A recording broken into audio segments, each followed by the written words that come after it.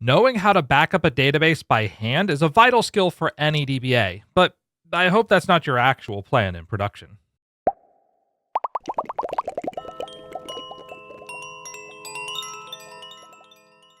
Welcome to this video on backing up SQL Server. My name is Kevin Fiesel, and I'm the proprietor of Catalxy Services LLC, a consulting firm which specializes in work all across the data platform space, especially SQL Server. This will be the final video in our series on backups, and I think the best way to end it is by letting DBAs be the laziest and most efficient that they can be. To this point, I have taken you through the mechanics of backing up databases, understanding recovery models, restoring databases, tuning database backups, and even working with file group backups. If you are a SQL Server database administrator, I think these are all critical skills that you need to know, not because I expect you to run these operations all the time, but because sometimes you will be in a pinch and will need to back up or restore a database by hand. It's like when we were back in school. I'll let you use the calculator if you can prove to me that you can do the math yourself. But you, dear viewer, you have proven this to me. At least you have if you've followed along with the entire series. Admittedly, you might just be jumping in at the end, in which case, welcome, and do check out the other videos in this series. But today, we are going to see how we can automate our database backup operations. Join me in the classroom for more. There are a few popular tools for taking database backups. There are several paid tools you can purchase, but I'm not going to talk about those today. Look, if I took all of my sweet YouTube earnings and dedicated them to purchasing backup software, well, I don't think you need a calculator to figure out how far $0 gets you. So instead, let's talk about 3 free options. The first option is to use maintenance plans in SQL Server. Maintenance plans are built into the product and operate like a very scaled down SQL Server integration services task. I understand that the intent here is to offer up something free and easy for DBAs so that they don't need to go and buy a product. If your only choices were paid products or maintenance plans, okay, but in reality, that is a false binary. For that reason, just say no to maintenance plans. You can do so much better for free. One way you can do so much better for free is to use Ola Hallengren's SQL Server maintenance solution. Ola is a fantastic SQL Server community member, and his maintenance solution is so much better than the maintenance plans that you would be crazy to stick with those over Ola's scripts. But we aren't here to talk about Ola's scripts either. No, we're going to talk today about Minion Backup. Minion Backup is part of the Minionware suite of tools. Jen and Sean McCown created the solution, and there are 2 options. There is an enterprise option and a free option. I'm going to focus solely on the free option today because, again, I couldn't even buy ramen with my non-existent sweet YouTube dollars. Before we go to the demo, I do want to mention, for the purposes of transparency, that I like the McCowns and they can pick me out of a police lineup too. I was a beta tester for Minion CheckDB, and I have used the Minionware suite at multiple consulting engagements. In short, I have my biases, and by the end of this video, I'd like you to share my biases as well. With that, let's go to the demo. We are on the Minionware website where I can download Minion Maintenance. I'll have a link in the show notes below. Minion Backup comes as part of the Minion Maintenance Suite, which includes index, backup, and database consistency check processes that you can install. Selecting the button to download Minion Maintenance will let you download a zip file with no registration or other shenanigans. I have already extracted the contents of said zip file here, and we can see a subfolder, Minionware. Let's drill into it. Inside of here, we can see an installation guide, a setup master script, and a variety of folders. So let's get started with the installation process. First, I am going to need to make sure that the installation files are unblocked. To do that, the documentation provides a helpful PowerShell script. We're good to go now, so let's get to installation. Before I run any installation scripts, I am going to switch to SQL Server Management Studio. There, you can see a database that I've already created called DBA. That way, all of the Minionware tables, stored procedures, views, and the like will be in that utility database. Now, it's time to go back to PowerShell. One other thing I need to check is if my execution policy is remote signed. To do so in PowerShell is simple. We can see that it is already in the correct state. If you need to change this, you will want to do so in an administrative PowerShell window. Let me show you the command as well as the error message that you will get if you try to set the execution policy in a standard user shell. As you can see, this gives us two options. You can either run PowerShell in administrator mode, or you could set the scope to just the current user. I recommend the former over the latter, but there might be reasons that require you to do this only for the current user. Now let's install Minionware. There are three parameters I care about: the server name, the database name, and the product to install. One neat thing about this solution is that you can pipe delimit server names or product names and install multiples at once. So if I have multiple servers I want to install Minion Backup on, instead of running each command separately, I could label each of my servers and separate with a pipe. Then when the script runs, it will loop through each server name. But I don't have multiple servers today, so I'll just stick with the one. Now, I won't actually kick off this script as I do already have Minion Backup installed and a fair amount of data in the database for us to check out. Back in SSMS, let me drill into the DBA database.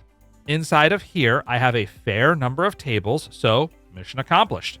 Before I go too much further, let me open up a new query window and talk about the most controversial part of this solution. If I check the configuration, we can see that XP Command Shell is enabled. The Minionware suite does require Command Shell access to run. Many DBAs get in a tizzy when they hear about this, and given my phrasing, you probably already know where I stand on the argument, but let me summarize things as neutrally as I can. XP Command Shell is an extended stored procedure available in SQL Server and is a way that you can manipulate the underlying Windows file system from T-SQL. It also allows for arbitrary code execution, which is a fancy way of saying authorized users can run whatever shell commands they would like. But here's the thing. By default, the only users that can execute XP Command Shell are sysadmins. Nobody else can do so unless you create an XP Command Shell proxy account credential. So don't do that, and you've already alleviated most of the concern. Now, what if a scary bad guy gets access to your SQL Server installation and can execute arbitrary T-SQL code as a sysadmin account? Well, yeah, that bad guy can run XP Command Shell and make it so that you don't have a nice day. But if you're already positing that there exists some user with sysadmin access and the ability to execute arbitrary T-SQL code, you've already lost. If you disable XP Command Shell, do you know who can re-enable it? Users with sysadmin access. In other words, you keeping it disabled has zero impact on whether a bad guy can use XP Command Shell. If the bad guy does not have access to a sysadmin account and you did not create an XP Command Shell proxy account credential, the bad guy cannot run XP Command Shell. If the bad guy does have access to a sysadmin account and can run arbitrary T-SQL code, said bad guy can add one more bit to the arbitrary T-SQL code and enable XP Command Shell before doing his thing. In short, disabling XP Command Shell prevents you from making legitimate use of the feature while doing bupkis for security. And that's just the way that it is. Now, if you do want to hear me critique the use of XP Command Shell, it's this. There is no shell option in SQL Server on Linux, which means that the Minionware suite won't run on Linux-based machines. That's the major reason that I'd consider breaking out the tar and feathers over XP Command Shell, not any misguided security concern. As long as you do not set that proxy user account. Just don't do that, and you're fine. Okay, rant aside, let's get to configuring. I've added a link to the Minion Backup Quick Start Guide, which weighs in at a hefty 153 pages, but it does have a lot of useful information in it. I'll take you through some of the simple work that I tend to do when setting up a system, though I will warn you that there are other options available that you will probably want to investigate on your systems. By default, Minion Backup will run nightly, backing up all databases other than TempDB to a default backup directory. You don't need to tell it about new databases you created or old databases that you've dropped. There are 3 control tables that we're going to want to work with. The first one is Backup Settings Path. This allows you to control where you're writing your backups. By default, we can see that it backs up to my C drive, and the backup path includes some variables with % signs. The first is SOSL, which is the server name or server label. Then we write into a subdirectory named after the database. Let's change this to suit my needs a little bit better. Now, I've set the backup drive to D and am writing to the default SQL Backups directory. To the right of file extension is my server label, which is how you can control whether it writes a label or the server name. I took that pattern out of the backup path as I'm only operating on one instance, so I don't need to separate these by server. The next column tells how long we'll retain the backups. Minion Backup will automatically delete backups older than this, and there's a procedure we can run that will do this cleanup manually if we so choose. There are a few other columns in here as well, but the other one I'll make mention of is the isActive flag. You can add more rows to the path table and control various operations. For example, you can write full backups to a different location from differential or log backups. You can also back up to a local drive for maximum speed and then perform move or copy operations to migrate the backups to a network share for long-term retention. The documentation covers this scenario as well as plenty of others, which is why the quick start guide is so big. For this video, I'm going to focus on the most normal scenario, just taking backups to some disk and not moving them around afterwards. Before I move on, one last thing to note is that there are some default records in here. You can disable these records, but make sure not to delete them as you do see in the comments field. It's in all caps, so you know that it's important. The next table I want to look at is the backup settings table. This table controls how you want the backups to operate. These include the types of things that you would normally set in your backup database or backup log commands. One neat thing you can do with this table is to separate out the settings you want based on the backup type. You could insert a row for backup type of full, log, or diff. You could specify particular database names or types so that you can have special settings for particular backups, or for log versus differential versus full backups. I'll admit that I don't tend to change these settings very often, but it is neat that you can. Scrolling to the right, there's a column called Dynamic Tuning. If this is set to 1, it enables dynamic tuning, which lets Minion Backup control configuration settings like buffer count, max transfer size, and the number of files. You can see these in the Minion.Backup Tuning Thresholds table. Inside of this table, we have one row, the default row. It covers all database backup types and files, as the threshold value is 0 gigabytes. We have a minimum of 1 file and no limit on buffer count, max transfer size, or block size. Let's suppose I want to have some special rules for my larger databases. I could add a row in here like the following. Any full backups of databases over 100 gigabytes will now have at least 6 files, at least 32 buffers, a max transfer size of at least 1 megabyte, and they will be compressed. I could then add a different rule with a threshold of, say, 20 gigs, and that would cover databases at least 20 gigs in size, but under 100 gigs. This would allow you to have some additional control over the valid range for tuning options so that you could remove some of these suboptimal tuning options and protect Minion Backup from taking an unnecessarily slow backup. Okay, back to the backup settings. There are a few flags here that might be helpful, such as verifying backups, shrinking the log file after a successful log backup, encrypting your backups, taking backup checksums, and forcing file initialization and formatting. And you can control this for specific databases or backup types. The next table we'll look at is the Backup Settings Server table. This is how you define the backup schedule. In this table, we have a few rows already here. We'll take full backups of system tables on a daily basis, full backups of user databases on Saturday at 11 p.m., differentials every other day of the week, and log backups upwards of 300 times per day. There is an additional record that picks up differentials of databases that missed their backup window, but if I scroll to the right, we can actually see that this row is inactive. I almost never keep these settings exactly as is.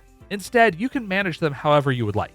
You might just want full backups each night and ask for that task to run from 2 a.m. until 6 a.m. Easy enough. You might want a job that picks up missing full backups and takes them at lunchtime. Sure, that'll do. And as for the log backup frequency, note that there is no tracker for the number of minutes. Instead, it's the number of times that this task will run in a given time frame. Noting that there are 1,440 minutes in a day, this means that we would take a backup approximately once every 5 minutes. If you want to increase that number to once every minute, well, you would set the max for time frame to 1,440. But that alone is not enough. For you see, there is a SQL agent job that controls taking these backups. That is the Minion Backup Auto job. Let me drill into the SQL agent jobs and open that one up. If I navigate to the schedule for this job, we can see that it runs once every 30 minutes. That means I'm only going to take log backups every 30 minutes. Thus, if I want to take a log backup each minute, I would have to change the schedule by selecting Edit, changing the 30 to 1 in the Occurs Every box, and then I could select OK, have my new schedule. I won't actually do it in this case, so I'll hit Cancel instead, as for my desktop PC, once every 30 minutes is fine. Now let's see what Minion Backup has done since I've installed it. We can see high-level details in the Backup Log table. This shows each execution of a row in the Backup Settings Server table. We can see plenty of log backups of user databases here. There are 25 databases on my instance, but only 7 are in full recovery model with a valid backup as of the time that we initially started this backup process, so we only generated log backups for those. We can see that it took about 4 to 5 seconds to take these log backups, and there's not a lot of other information here. Now I can check out the latest operation using the Backup Log Current view. This view shows the latest operation in the backup log table. If I want to run details on individual backup options, I can query the Backup Log Details table. There is no direct tie to the backup log ID, though you can see that the execution date time is the same for each backup in a cluster, and that happens to tie to the backup log's execution date time column. Looking through this, we can see a percentage complete column. If you catch the process during a full backup that takes a while, you can see this percentage go up over time, similar to the Messages tab when you take a backup with stats on. We have some additional information for the backup, including the database and backup type, the start and end time, number of seconds, megabytes per second, the actual backup command, backup tuning stats, backup size, and a whole lot more. There is an enormous amount of diagnostic information on your backups in this table. And if you want to see the most recent details, there's a view for that as well. Looking at the current view, you can see the backups that are going on right now, or at least the most recent batch of backups. Okay, we've seen how it works, but let's see what actions we can perform. The first thing we'll do is get a bit of help. This stored procedure shows what you have installed and gives you some hints on where to go next. To get help on Minion Backup, we can add that as the first parameter. Now we have some documentation on parameters and actions that we can take. As I scroll through here, I should note that each item on the list is something we can execute. But I'm really interested in one stored procedure to start, and that is Backup Master.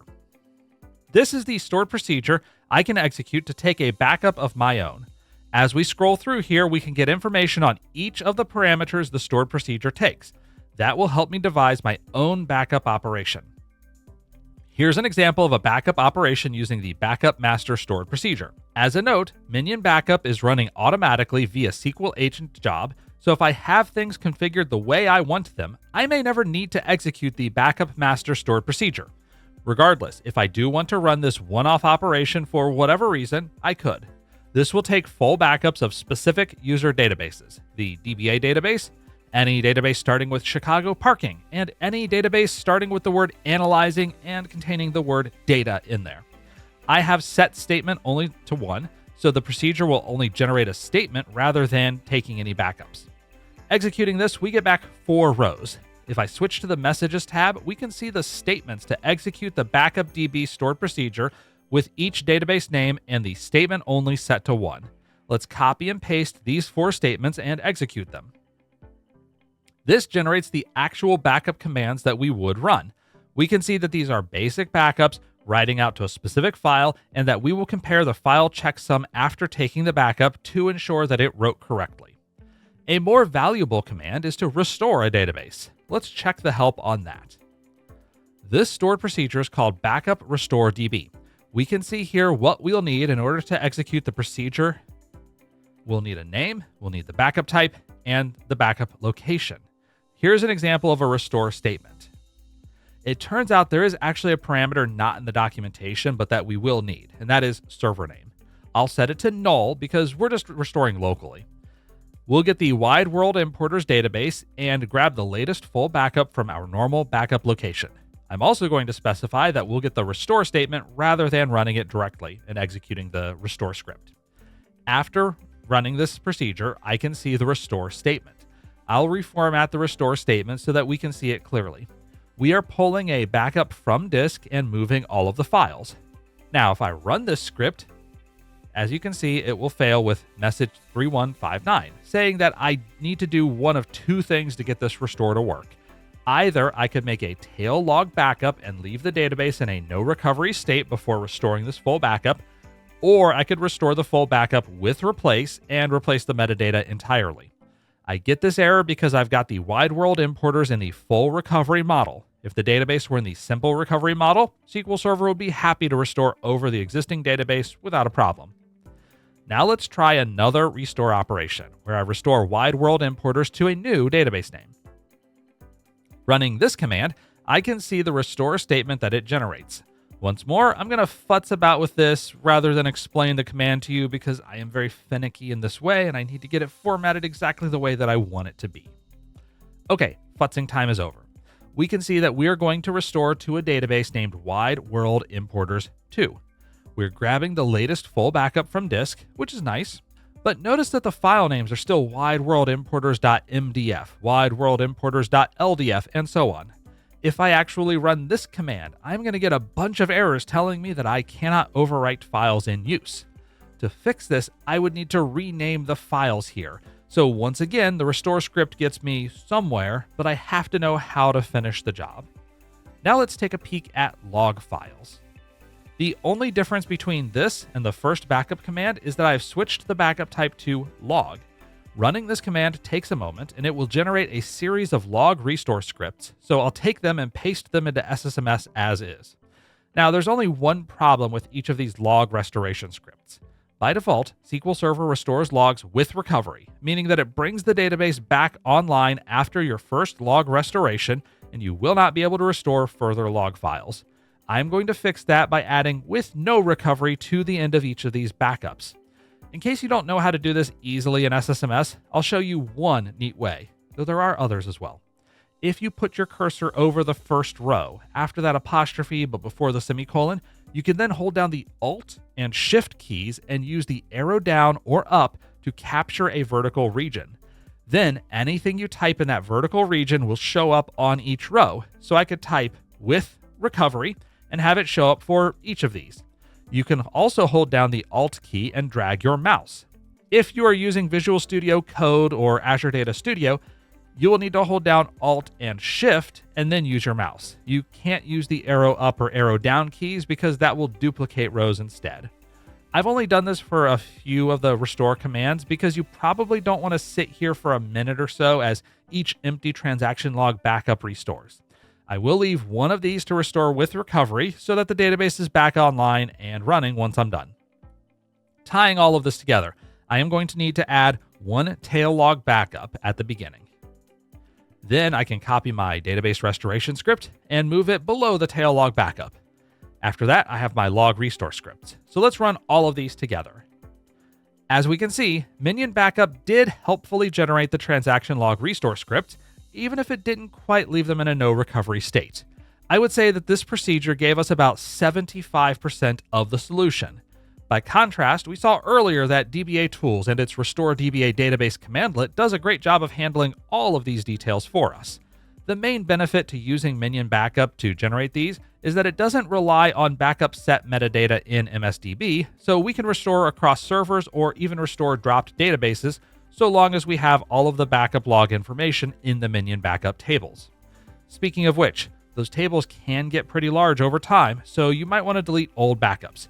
You can do so with the minion.backupfilesdelete stored procedure, or by letting the delete process run automatically as part of your SQL agent job. Just like before, we'll dig in to help before we mess something up. There are a few useful parameters here. The first is dbname, which will let us specify either a single database or to use all to get all of them. We have the maximum hours to retain, which we can set to null to use the default value in the backup files table. Then there's a flag to perform the delete or to just run this as a test. Finally, we can specify a date and a time for evaluation in order to see what would happen at that time. In this case, I'll show what files would actually get the axe across all databases, assuming my retention period became 160 hours. I'm using the default of 168 hours, just as a reference. So this is going to return a set of files, most of which are log files because we're taking those backups so frequently. If I increase the number to 180, we can see that there are no backup files to delete as we are automatically pruning those files. If I lower it down to 2 hours, look at how many files we have to delete. That's going to do it for Minion Backup, as well as for this series on backup and restoration in SQL Server. I hope you enjoyed the series, and if you have specific backup and recovery scenarios you'd like me to cover, leave a comment below and I can always look at adding a coda video or two. In the next video, we are going to do something completely different. Probably. We'll have links and show notes in the description below. And until we see each other in the next video, take care.